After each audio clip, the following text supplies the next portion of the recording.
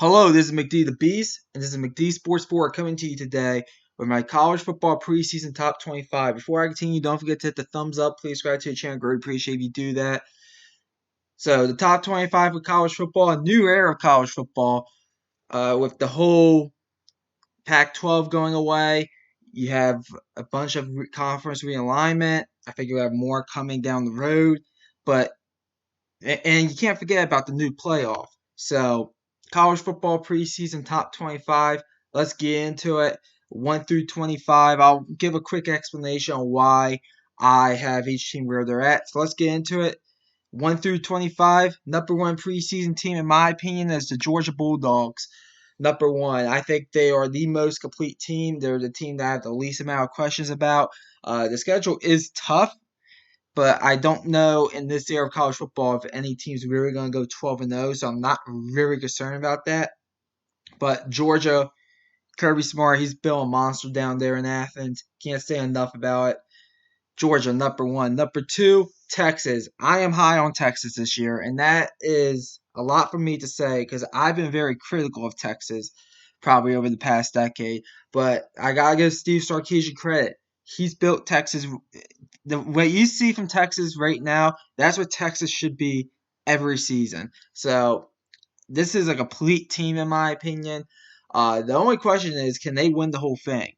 So, number two, Texas. Number three, Oregon, a team I am high on, but a team that I think could still be a year away. They bring in Dylan Gabriel as a transfer quarterback, which I think is huge. This team is a West Coast SEC team. They're in the Big Ten. We'll see how they compete. They have a big game against Ohio State. They get Michigan on the schedule. I believe they get all the West Coast opponents as well.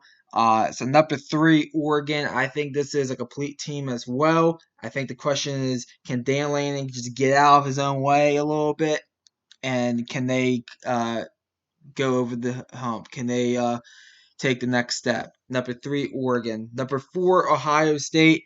Ohio State, I have been critical of them, of their physicality of play on the lines of scrimmage. I think they have done better at that. I was impressed with that Notre Dame game. I sat there and I was kind of like, damn it, basically, because they did win that game based off of physicality on the line of scrimmage. We'll see what they do. They bring in Caleb Downs. I think that's a big get for them at cornerback. They bring in Will Howard, the quarterback from Kansas State. He transfers in. We'll see what Ohio State does. People do have them pegged as the favorite to win the Big Ten. We'll see. We'll see. They haven't won it since the COVID year in 2020. Michigan has kind of owned them. I do think Michigan takes a step back. I think Oregon's going to be right there with them, though. So, number four, Ohio State. Number five, Alabama. Listen, people think that Alabama's going to take a step back. Please. Alabama, they got Kalen DeBoer. Nick Saban retired, yes, but Kalen DeBoer, this guy's a proven winner. Everywhere he goes, he wins. I mean, even as him as an offensive coordinator at Indiana, he made Tom Allen look good. And by the way, Kane Warmack, the defensive coordinator for those Indiana teams, he went down South Alabama. He was the head coach for a few years. He's the defensive coordinator for Alabama. Uh, did Alabama lose a few guys in the transfer portal? Yes. I'm not concerned at all. I think Kalen DeBoer finds ways to win. He'll find ways to win games. I think he's competing for a national championship year one. Number five, Alabama. I think the whole conversation, oh, they're going to take a step back, is nonsense. Now, I do think Saban might be worth a win or two every year. If you want to tell me that, okay. But Kalen DeBoer, he's going to walk right in, and I think he's going to leave right where Nick Saban left off. Number five, Alabama. All right, so that's the top five. Number six, Missouri. I am high on Missouri. First of all, the schedule's easy. And listen, this is risky here for me being high on them because we don't know what you're gonna get from Eli Drinkledge. It was kind of plateauing at 6-6, and then boom, 11-2. But the schedule's easy. They bring back the quarterback and wide receiver. Yes, Cody Schrader, he's gone. You can argue the running back room is going to be just the same as it was last year. I have no concerns about Missouri. Outside of them losing their defensive coordinator, I do think that is going to be a bit of a step back there. with the defense in general. But the schedule is favorable for them. It's an easy schedule for Missouri in the new SEC. So I think this team's going to be competing for a college football playoff spot at the minimum next year. So number 6, Missouri. I am high on the Missouri Tigers. Number 7, Notre Dame. They're going to be there at the end. I mean, Marcus Freeman, I think he's a great head coach. I think, yes, did it take a little bit of time? Was there a few games that you were kind of shaking your heads at? Yes. I think this year he puts it together. Uh, we'll see what happens. I mean, number 7, Notre Dame, this feels like the most complete team Marcus Freeman has had. So number 7, Notre Dame. Number 8, Ole Miss. I'm not completely buying into Ole Miss, but I can't deny the talent on that team. I think Ole Miss. I think they're going to be there at the end, competing for a college football player spot at the minimum, sort of like Missouri. I'm more high on Missouri than Ole Miss. Ole Miss does have some tough games in the SEC, but that's going to be every team in the SEC. But what Lane Kiffin has done with the transfer portal, he's done it correctly. Not like Deion Sanders at Colorado. If you want to know how to use the transfer portal and use that as a key component of your recruiting and building your team, look at Lane Kiffin at Ole Miss. I think, as I said, Ole Miss is going to be there at the end. They bring back Jackson Dart. Lane Kiffin knows what he's doing. Number 8, Ole Miss. And remember, last year, first 11 win season for Ole Miss in program history, and they kind of went under the radar. I think they're right back there. Number 8, Ole Miss. Number 9, Utah. I am high on Utah. The only thing that is concerning for me for Utah is that they're in the Big 12. I think they could be lost in the shuffle a little bit in a Big 12, which I think is very underrated this year, the Big 12. But Utah's first year in the Big 12, that's the only concern I have, them really joining a new conference. Because the play is different, the competition on play is different. But they bring back Cam Rising, Kyle Ranningham, that guy knows what he's doing. Number 9, Utah. I think Utah should be the favorite to win the Big 12, in my opinion. Number 9, Utah. Number 10, LSU. Yes, they lose Jalen Daniels, the Heisman quarterback winner. They bring in a quarterback that's been a backup for them for 2 years, so he knows the system. I just believe Brian Kelly's going to find ways to compete to get a spot into the college football playoff. And I think Brian Kelly's good enough to figure it out. I mean, defensively, they gotta be better defensively. They bring in the defensive coordinator from Missouri. They gotta be better defensively, and I believe they will. Offensively, are they going to take a step back? Sure, but I don't think it's as big of a step back as some people I think are going to expect. So number 10, LSU. I think they are a top 10 team. They round out my top 10. Number 11. Number 11, Penn State. Penn State is probably so happy with the expanded college football playoffs. If you look at since 2016 through 2023, Penn State I think would have made the playoffs in the format that we're starting with this year, this 12-team playoff format, at least 3 to 4 times. I think even a little more than that. Penn State. The question for James Franklin is, can he get over the hump? He's been 10-2 a lot. Can you get to 11-1, 12-0? We'll see. I think this year is going to be interesting for them. I definitely think at minimum you got to put them as a college football playoff contender. So number 11, Penn State. Number 12, Florida State. Florida State does lose some talent, but they're going to have a chip on their shoulder. They got hosed last year. With them missing the college football playoffs. One of the biggest screw jobs you will ever see in the history of sports was last year, them getting left out, going 13-0, and winning the ACC. I think they're going to have a chip on their shoulder. Do I think that the ACC has gotten a little bit better? Yes. I think Clemson, you can't count them out. They do play the Clemson. Louisville can't count them out. NC State can't count them out. And I think there's probably going to be a surprise team or two that might take a step up from where they were last year. So number 12, Florida State. They do lose the quarterback, Jordan Travis. I do think that's a big hole for them to fill. They do lose the 2 D linemen. I think that's a big hole to fill. But they have recruited well down there in Tallahassee. I think Florida State will be competing for a college football player spot in the ACC. Number 12, Florida State. Number 13, Michigan. I'm not concerned about Michigan as much as some people are because I think the culture is still intact. Do they lose a bunch of guys? Yes. They lost a bunch of guys, though, to the NFL draft. They didn't lose guys because they transferred out. Sharon Moore was the right guy for this head coaching job when Jim Harbaugh left to be the LA Chargers head coach. I believe Sharon Moore. I think he's proven. I think he proved against Penn State, Maryland, and Ohio State. He knows what he's doing. And I think Michigan isn't going to skip a beat. I think a tougher Big Ten, bring in the four teams from the West Coast, and Ohio State team that I think has gone better, a Penn State team that I think is right there. I think, and with Michigan losing some talent, I think they do take a minor step back, but I do think the defending national champs will have a great season. I do think they will compete for the college football playoffs. Number 13, Michigan. Number 14, Arizona. I'm kind of high on this team, and I know they lost Jed Fish to Washington. Their head coach left for Washington. I get that. They bring in Beenan from San Jose State. They kept a lot of the guys there at Arizona. They didn't transfer out. Brett Beenan, in my opinion, is a decent head coach.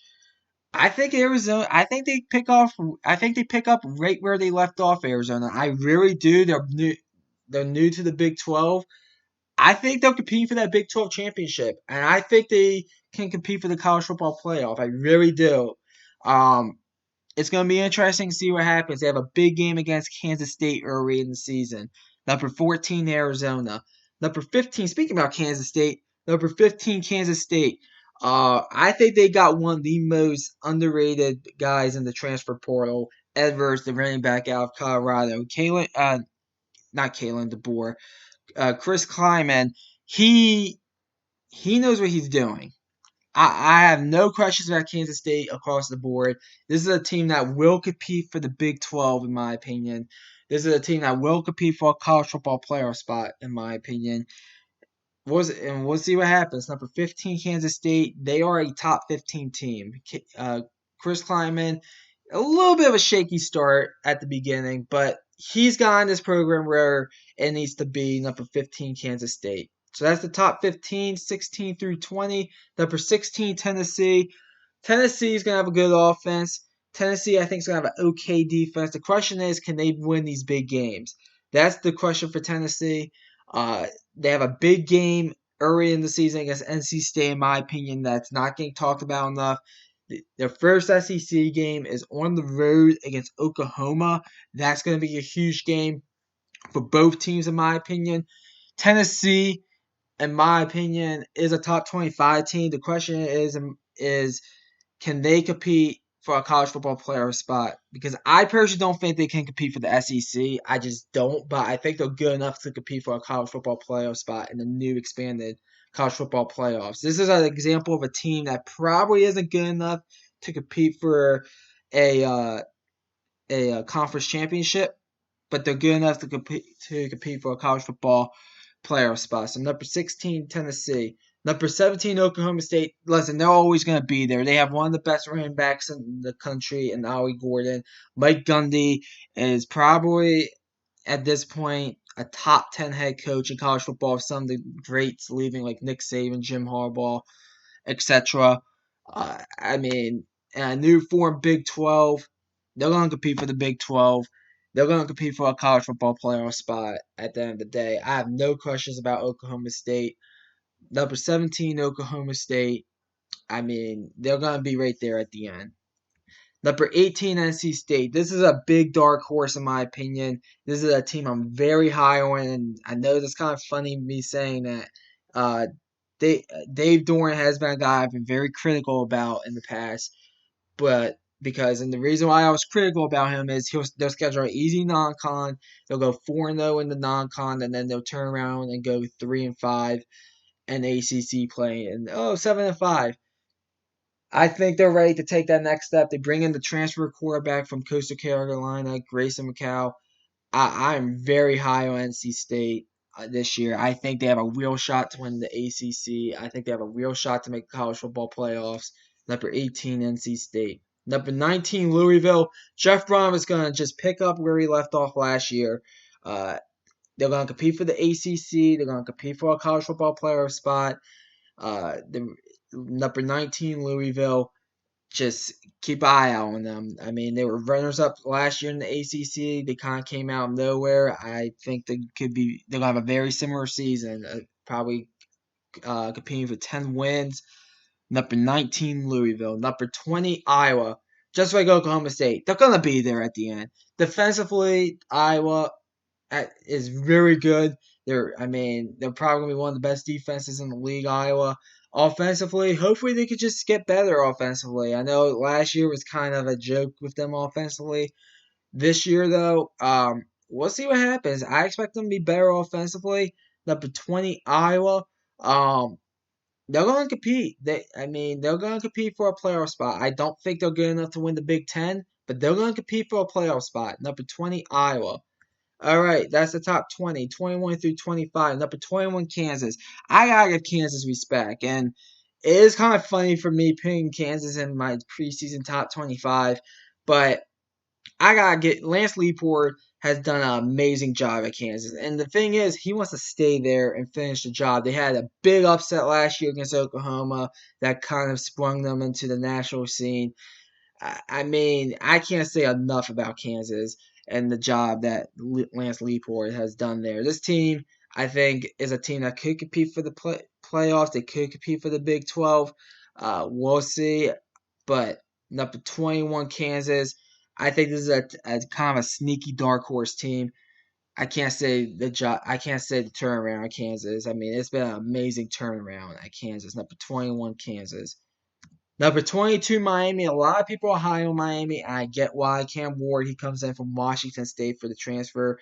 The schedule lines up for Miami. It does. The schedule is easy for Miami. The question is, can Mario Cristobal actually be a good game day head coach? The talent's there to do it. They have a big game week 1 against Florida that I think is not getting enough attention. Number 22, Miami. Number 23, Clemson. I gotta pick Clemson in my top 25. This defense is gonna be good for Clemson. Dabo Swinney, say what you want about him. He's proven. I know he doesn't want to use the transfer portal. I think he's gonna have to get over that if Clemson wants to get where they were in 2016 and 2018. But they're still gonna compete for at least a playoff spot, in my opinion, with that defense. Offensively, Clay Kubnik, second year, he should be better than what he was last year. Number 23, Clemson. Number 24, Washington. Washington, in my opinion, is a team that I don't think is going to be what they were last year. Jedd Fisch, I think, will build this team into a winner. And this is more of a respect point for Washington. They were the runners-up last year. It's sort of like TCU last year. I think TCU was really a team that was going to repeat what they did in 2022. No. Do I think Washington's a team that's going to repeat what they did in 2023?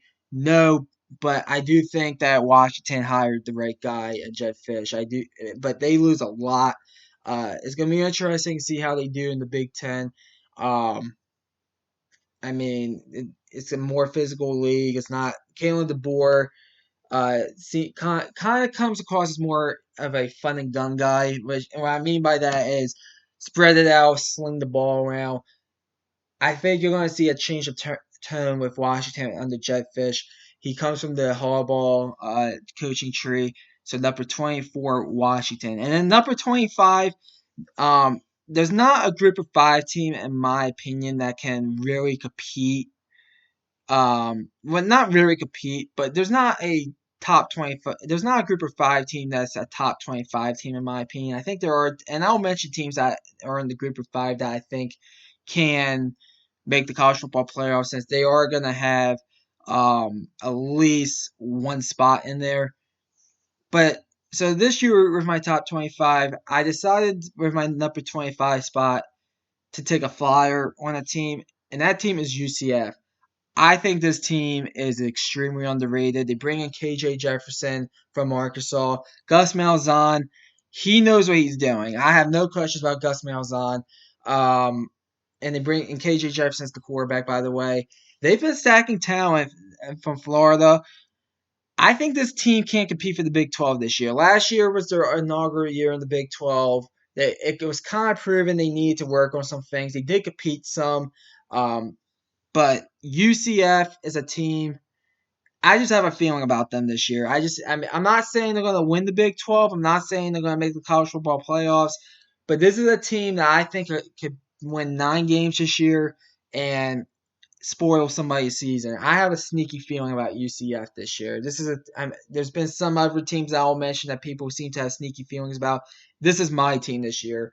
Number 25 UCF. To find out my top 25. So that's the top 25 teams I considered. So I went through each conference and named the teams that I did consider, and then the group of 5 teams that I considered. In the ACC, I'll just go one by one. SMU. I think SMU is going to transition to the ACC just fine. I think it's actually a great get for the ACC. You look at SMU.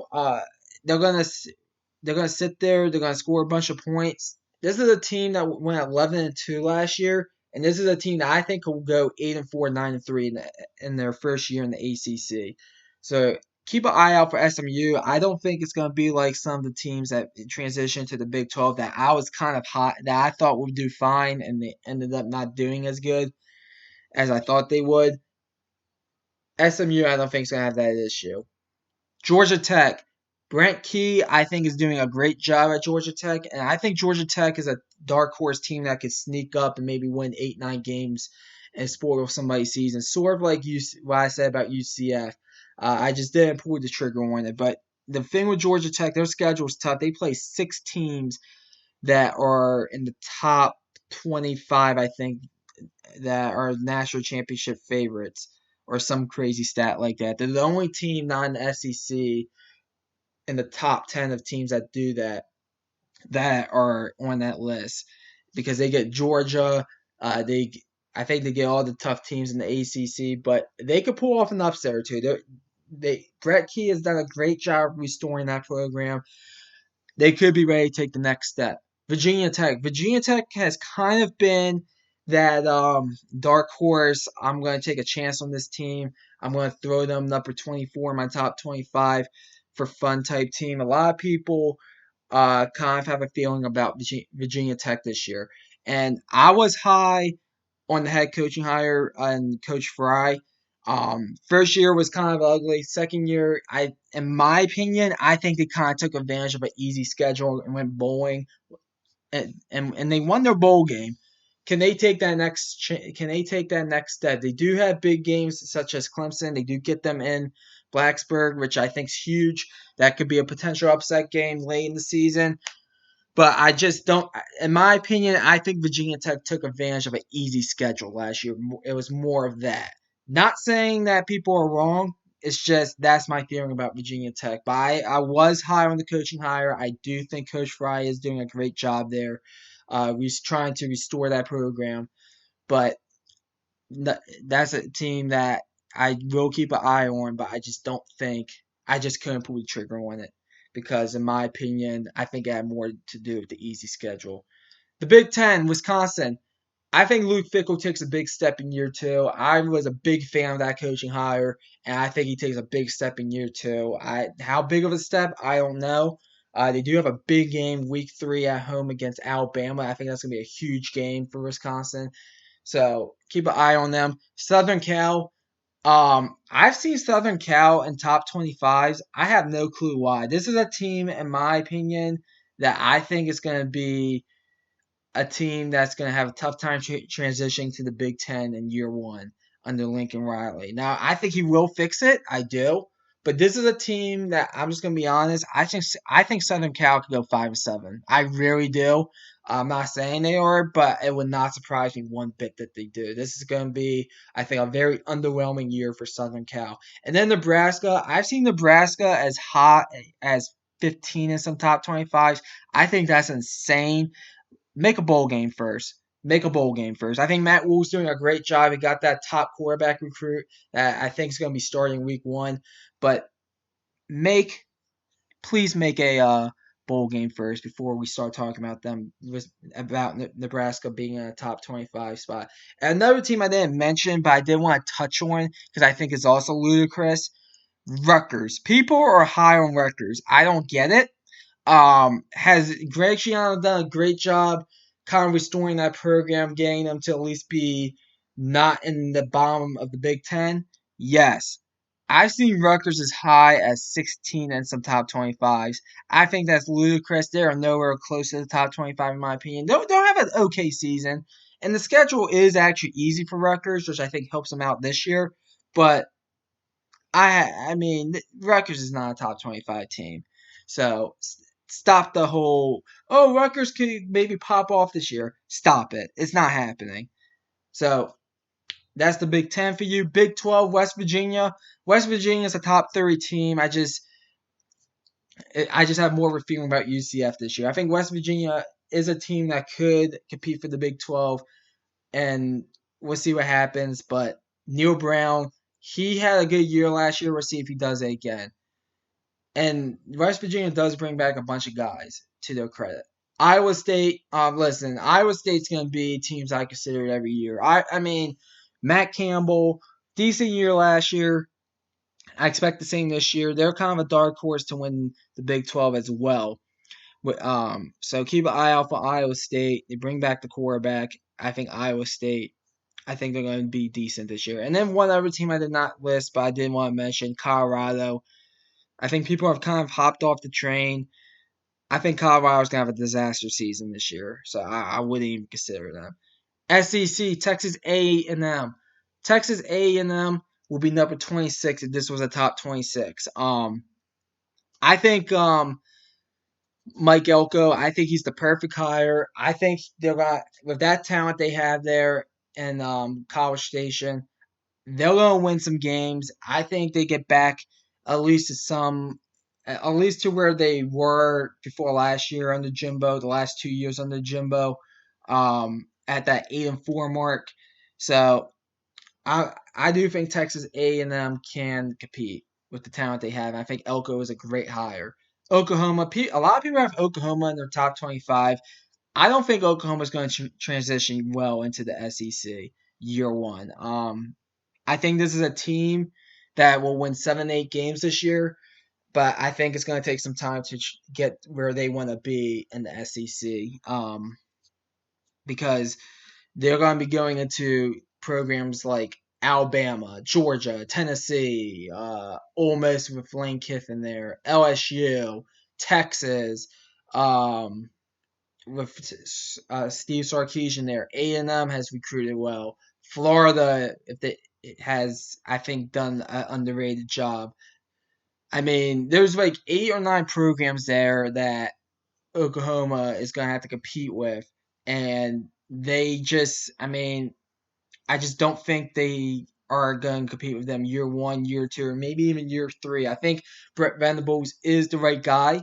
I do. But I also think that it's going to take some time in the SEC. It's not like the Big 12 where, okay, you have your big game against Texas, but then, I don't know, your other big game might be against a TCU team that is ranked number 21, and you have better talent than them.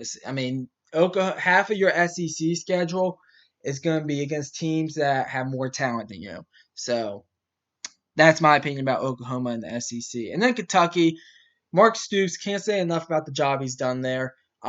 He almost took the Texas A&M job, which would have also been a great hire for them as well, in my opinion. But Kentucky, I mean, the question is, can they seriously compete for a college football playoff spot? Because they're not going to compete for the SEC. They bring in Brock Vandagriff, the transfer from Georgia, quarterback. I think that's huge for them.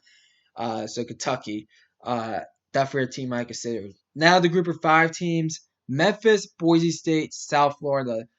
And I'm grouping these 3 teams together because to me these 3 teams should really be Power 5 teams that are in the group of 5. And I think they will get called up to the Power 4 eventually. These 3 teams, keep an eye on them. Memphis has done a lot with NIL. Boise State, I think they're gonna. Listen, Boise State fired their head coach, and they still won the Mountain West. I think that's insane. And South Florida, listen, the head coach, his name is escaping my brain right now. But you look at South Florida and the transfer portal job that they've done down there. They have two big games against Miami and Alabama this year to open up the season, and then conference play. They do have Memphis in their conference, but you look at South Florida, they can ring off 10, 11 games and win the American with 2 or 3 losses. So keep an eye out for them. Liberty to me is the only other team that has resources that I think you got to put them down every year. They have the resources to compete for the Group of Five spot in the college football playoffs. And then App State, they have a good team. Keep an eye out for them. So that's the teams I considered. Comment down below. Tell me your top 25. Tell me a team that I might have missed. I always like hearing from you all. Thanks for watching. McD the Beast signing off.